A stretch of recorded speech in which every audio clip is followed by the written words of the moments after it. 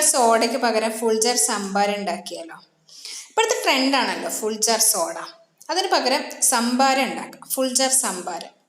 അതിനാവശ്യമായിട്ടുള്ള സാധനങ്ങൾ: കാന്താരി, ഇഞ്ചി, നാരങ്ങ, കറിവേപ്പില, ഉപ്പ്, തൈര്, പുതിനയില, സോഡ.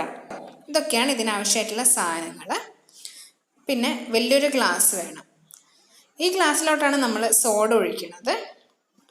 പിന്നെ ഇതുപോലൊരു ചെറിയൊരു ഗ്ലാസ്. ഈ ചെറിയ ഗ്ലാസ് ഈ വലിയ ഗ്ലാസിൻ്റെ ഉള്ളിലോട്ട് കടക്കാൻ പാകത്തിനുള്ളതായിരിക്കണം. അപ്പം നമുക്ക് ഉണ്ടാക്കി നോക്കാം. പുതിനയില മിക്സിയിലോട്ട് ഇടാം. ഇഞ്ചി, കാന്താരി 4 എടുക്കണം, നല്ല സ്പൈസിയാണ്. നിങ്ങൾക്ക് വേണ്ടി പച്ചമുളക് എടുക്കാം, പക്ഷെ കാന്താരിയാണ് കൂടുതൽ ടേസ്റ്റ് ഉണ്ടാവുക. പിന്നെ കറിവേപ്പില ഇടുക, തൈര് ഒഴിക്കുക. തൈര് കുറച്ച് കട്ടിയുള്ള തൈരായിരിക്കണം. ഇതിട്ടിട്ടൊന്ന് ഗ്രൈൻഡ് ചെയ്തെടുക്കുക. ഇത് നല്ല ഗ്രൈൻഡായിട്ട് കിട്ടിയിട്ടുണ്ട്. ഇത് ചെറിയ ഗ്ലാസ്സിലോട്ട് ഒഴിക്കുക.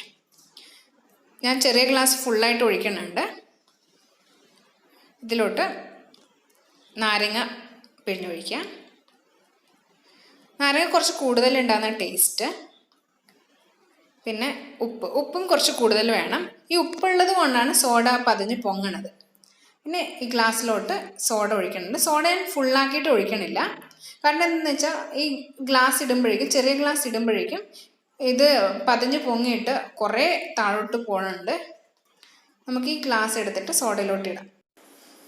ഇത് നല്ല ടേസ്റ്റാണ് കുടിക്കാൻ. പക്ഷേ ശ്രദ്ധിക്കേണ്ട കാര്യം എന്ന് വെച്ചാൽ സോഡ പതിഞ്ഞ് പൊങ്ങണ കാരണം ഇതിൻ്റെ എരിവ് മൂക്കിലും കണ്ണിലൊക്കെ കയറും. എല്ലാവരും ഒന്ന് ട്രൈ ചെയ്ത് നോക്കുക കേട്ടോ.